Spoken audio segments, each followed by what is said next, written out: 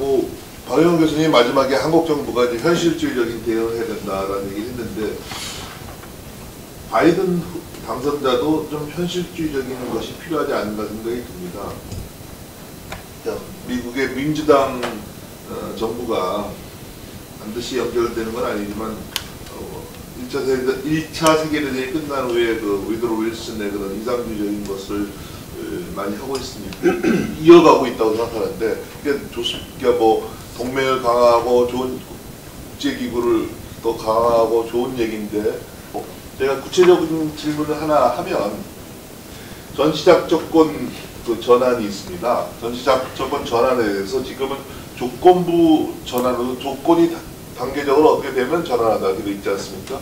그거를 송영길 위원장 등이 시간을 정해갖고 그자 옛날에 김대중 정부나 그럴 때는 그런 식으로 되어 있었지 않습니까? 그렇게 한국 정부에서 조건이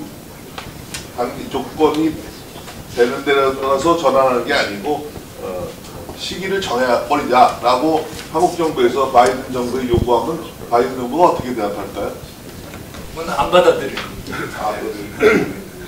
아니, 거기에 조건에 기반한 게 시간을 정해서 예를 들어서 2022년, 2025년 뭐 이렇게 하는데 그때에 이 3단계 조건, 그 완전 운용 능력이라든가 또 최종적인 그 운용 능력 그 점검하는 여러 가지 그 사항들이 있는데 한국 그 미래사령부를 지휘할 한국 군부가 그 능력을 갖추면은 오케이. 그런데 지금까지 그리고 그것을 점검하기 위해서 훈련도 필요하잖아요. 그런데 훈련을 중단하고 해서 올해의 경우도 미군의 입장에서는 충분치 않다라고 평가를 내렸고 따라서 여러분 언론에서 많이 보셨던 것처럼 아직 충분하지 않다.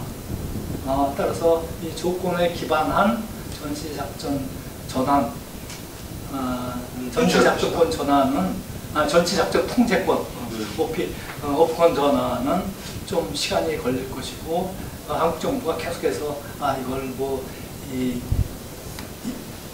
연도를 설정해서 우리는 그때면 그렇게 준비가 될 것이다. 근데 점검을 한 다음에 해야 되는 거니까 미국은 저는 안 받을 가능성이 높고 그런 식으로 추진하는 것은 한국군 입장에서도 바람직하지 않은 것이죠. 비핵화라든가 북한 사정이 바뀐 것 하나의 조건에 포함되지 않습니까? 만약에 어느 날 갑자기 북한의 김정은이 나 이제 정말로 비핵화를 실질적으로 할 거야.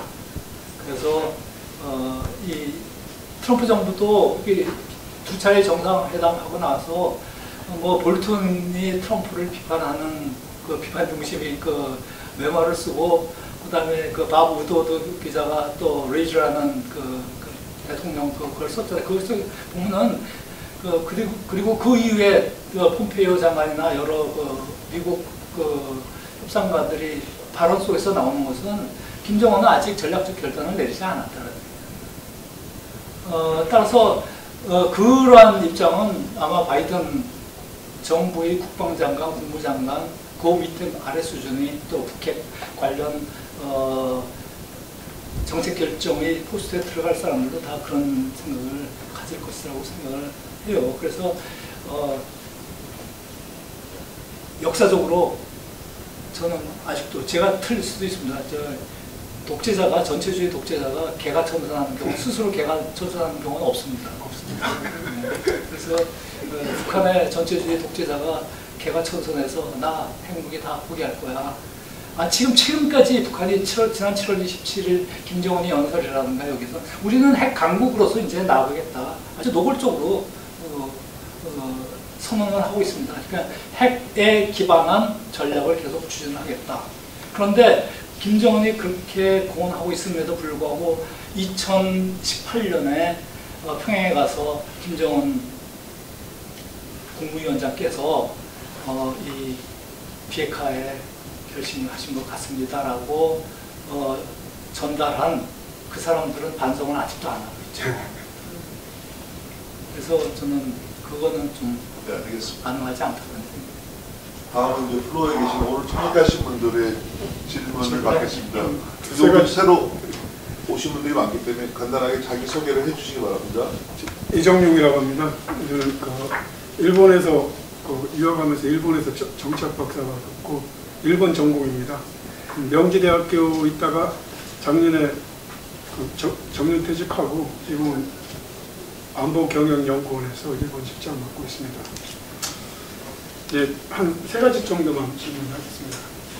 지금 미국 대선이 끝났음에도 불구하고 또 바이든이 지금 당선 선언을 했음에도 불구하고 공식적으로는 아직 아직 뒤끝이 남아 있는데 트럼프가 이게 단순히 지금 목리를 부리는 건지 아니면 부정선거라는 자꾸 주장하고 법정 소송을 일으키는 게 어떤 구체적인 증거가 있어서 그걸 끝까지 이제 가보려고 하는 건지 그런 판단이 서지는 않습니다만 지금 여러 가지 들리는 소리로는 우편 투표 제도가 상당히 이제 부정적인 요소가 많다 이렇게 얘기를 하고 있고 또 두 번째는 바이든에 대해서 중국과의 커넥션이 상당히 많다. 그동안 그런 얘기가 많았었는데 그런 바이든이 중국에 대해서 강력한 대중정책을 실시할 수 있을까 하는 게 또 하나 의문이고 마지막으로 세 번째는 언젠가 뉴스를 보다 보니까 북한 문제에 대해서 이제 완전한 비핵화라는 얘기를 하지 않고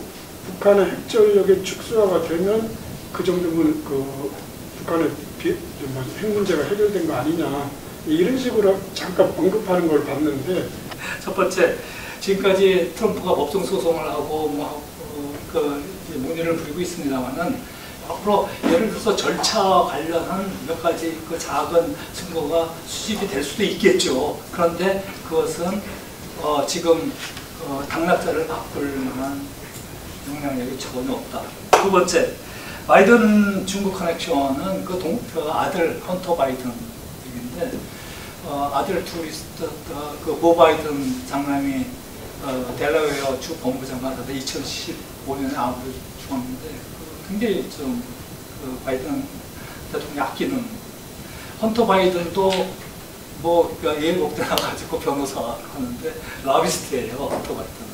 그래서 약간 좀 이 문제를 일으킬 수 있어요.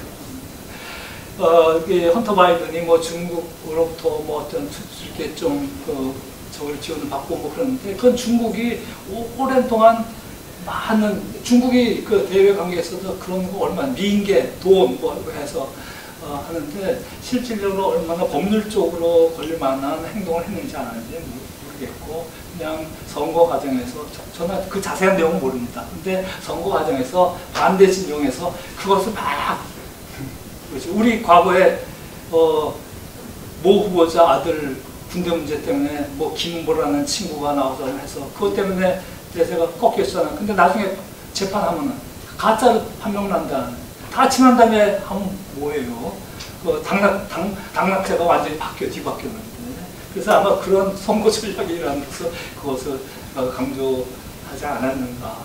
구체적인 내용은 모르겠습니다. 완전한 비핵화 2차 TV 토론 과정에서 북한의 핵 능력이 축소되면 그 용어를 갖고 사람들이 자꾸 이제 이 완전한 비핵화가 아니고 핵무기 몇 개 감축하면 받아들이지 않느냐. 그건 아닙니다. 최종적인 목표는 totally denuclearized North Korea입니다. 그래서 북한을 그러한 최종 목표를 달성하기 위한 방향으로 이제 외교도 굉장히 협상을 강조를 하는데 그렇지만 북한이 구체적으로 그렇게 가기 위한 행동 조치, 앞서 제가 말씀드린 것은 그런 조치를 취해야지 협상도 하고 실질적인 진위 협상이 진전될 수 있다는 것이고 그것과 연관해서 아까 이용정 교수께서도 언급하시면서 약간 그러셨는데 바로 그것에 대해서 약간 우려가 있는 것은 사실입니다. 바이든 캠프의 핵 관련 정사 중에 두 부류로 나눌 수 있는데 하나는 핵 분축론자, 비핵화론자 있는데 핵 분축론자들 때문에 핵 분축. 그러니까는 북한이 핵을 통제 관리할 수 있으면은 핵 분축을 감축하는 거 아니에요. 북한은 지금 비핵화 협상을 하는 게 아니라 핵무기를 가진 나라들끼리 군축 협상하자고 그래요. 그게 핵무기를 보유한 핵국가를 기정사실화 하려는 거예요. 즉 파키스탄으로 되고자 하는 전략이기 때문에 바이든 참모 중에서는 그런 그룹이나 이 그룹들이 있습니다. 그래서 저도 전문가들끼리 며칠 전에도 그런 토론을 할 때 내가 아는 누구는 이 핵군축 문제인데 혹시 또 그 친구가 이번에 들어가가지고 그런 실무직에 들어가서 그럴 가능성이 있지 않겠느냐 그랬더니 지난번에도 그 포스트에 저기를 하려고 했는데 개인적인 재산 문제 때문에 굉장히 강하잖아요. 우리보다 훨씬 그래. 우리는 좀 기준이 있는데 법률 위반해도 I'm sorry 우리 아들 딸 학교 문제 때문에 그랬습니다. 근데 법률 위반했음에도 불구하고 그래서 우리는 7대 기준에서 위반을 해야지 장관이 되잖아요. 위반 안 하면 장관 안 하고. 근데 미국은 그 FBI 조사 과정에서 그게 그래서 이번에도 못 들어간다라고 합니다. 그래서 제가 다행이다라고 생각했습니다. So I am Alain Nas, and so I did my diploma on those issues in France, La Sorbonne, Paris La Sorbonne Terrebonne, and so studying Korean history since 45. So I was a diplomat and military at the French embassy for 10 years. Okay, so I studied those issues, and so my question or my comment is about the possibility of the new administration to really try to solve North Korean issue or to deal with that issue. 바이든 행정부의 이 국무장관, 국방장관, 또 차관, 정책차관, 또 이 북핵 관련 주요 포스트에 위치할 사람들은 과거에 그러한 경험들이 충분히 있는 사람들이고 거기에서부터 교훈을 얻었으리라고 생각을 합니다. 따라서 그들이 이 협상을 하고 외교를 가장 중요한 정책 목표의 수단으로 제1의 수단으로 강조를 하고 있잖아요. 외교. 그러면 북한과의 관계에서도 외교를 하겠다. 또 협상을 하겠다라고 얘기를 하고 있는데 다만 북한이 핵에 관한 진정한 구체적인 조치, 계획을 갖고 있는가를 보여주어야 한다. 그러니까 과거에는 그것을 단계적으로 이렇게 협상을 하면서 풀어나가려고 했어요. 예를 들어서 클린턴 행정부 때의 민주당 협상가인 우리 잘 알고 있잖아요. 로버트 갈루치. 갈루치 같은 경우는 당시에 북한에 대한 이해가 거의 없었어요. 제대로 갖고 있지 않은 상태에서 또 북한이 경제적으로 매우 어려운 상태에 있으니까는 협상을 하고 그 합의된 제네바 어그리드 프레임워크가 이행되는 과정에서 북한 체제가 붕괴될 것이다 라고 생각을 했어요. 나중에 그 다 밝혀진 확인된 사실인데 그런 점에서 북한과의 협상에 대해서 민주당 전략가들이나 협상가들이 그런 경험들이 있고 북한에 대해서 더 알기 시작을 했어요. 그래서 이제 점점 더 컨서버티브한 얼터너티브를 선택할 수 없던 거고 그러한 점에서 이번 바이든 행정부에서도 협상을 통해서 문제 해결하는 것은 굉장히 어려울 거라고 생각을 합니다. 북한의 입장에서는 내년 1월 달에 제8차 당대회가 열리고 많은 사람은 김정은이 이 문제에서도 전략적 전환을 할 것으로 기대하는데 저는 전혀 그렇게 예측을 하지 않습니다. 아마 내년에는 고난이 행군 2.0을 자력갱생, 자력부강 벌써부터 올해도 그런 전략을 강조를 하고 공식화했습니다만 8차 당대회 때는 더 그러한 입장이 강화될 것이고 따라서 핵에 관한 우리가 기대하는 전략적 전환은 하기 어렵다. 그래서 이 바이든 행정부가 외교를 통해서 북핵 협상을 하긴 하겠습니다만은 제재는 그대로 유지를 할 것이고 앞서 지적한 것처럼 저도 그 얘기를 했습니다만은 중국이 협력을 얻어야 돼서 중국을 끌어야 돼. 그게 이제 문제죠. 그래서 바이든이 그 통상 문제라든가 또 이 과학기술 문제라든가 이런 문제와 관련해서 중국과의 전략적 경쟁을 아니 뭐 트럼프처럼 사실 그렇지도 않은데 그 농산물이라든가 그런 거는 트럼프의 주장대로 미국 농민이라든가 그 사람들이 이익이 아니라 기대한 만큼 중국이 수입하지도 않았어요, 현실적으로는. 그런데 레토릭에서 중국을 그렇게 때리는데 바이든은 라이크마인드들, EU 국가들, 한국, 일본 등 동맹 국가의 국제적 연대를 통해서 중국에 대해서 압력을 가하겠다라는 것이고, 북핵 문제 관련해서는 중국도 같이 끌어들여서 북한에 대해서 정책을 추진하겠다라는 얘기인데, 지금까지 경험상 중국이 미국의 방식대로 협력을 하지 않았습니다. 그래서 앞으로도 저는 그럴 가능성이 높다라고 생각을 하는데, 그런 과정에서 이제 다른 문제에 있어서 미국과 중국 사이에 딜이 이루어질 가능성은 있지요. 그래서 북한 핵을 그대로 계속해서 내버려 두면 지금 2자리 숫자의 핵무기를 갖고 있는데, 시간이 지나면 지날수록 3자리 숫자가 될 수가 있잖아요, 핵탄두가. 그러면 중국도 이웃에 200~300개의 핵무기를 갖고 있는 북한을 갖고 있으면, 지금 옆에 인도도 있고 파키스탄도 있고 있는데, 중국을 써둔 것도 굉장히 좀 장기 전략을 펼쳐 나가는데 결코 도움이 되는 전략은 아니라고 생각을 하고, 일정한 정도 북한을 지지를 하겠죠. 북한을 유지시키는 게 대미 전략에 있어서도 중국으로서는 굉장히 유효한 전략적 수단이기 때문에, 그래서 그 점에 있어서는 저도 해결책은 없습니다.